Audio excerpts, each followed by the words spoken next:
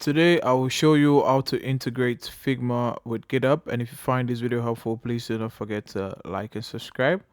Now the first thing we're going to do is we're going to log into Figma, and once we're logged into Figma, we're going to choose the Figma project that we want to integrate to GitHub. Now once we choose the project and we are inside the project, we're going to come to the bottom of the page where you see the toolbox, and then we're going to choose the one that looks like the play button. Now right here, what we want to do is we want to navigate to plugins and widgets under the dialog box that just opened up. On the plugins and widgets, what we want to do is we want to search for GitHub at the top in the search bar. And once we get GitHub, we're going to click on GitHub, and this is the widget. What we want is the actual plugin. So we have a widget and we have a plugin.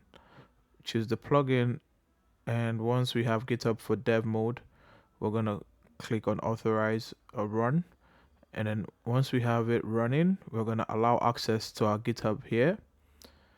Now it's gonna ask for authentication and authorization, so we're gonna authorize Figma here.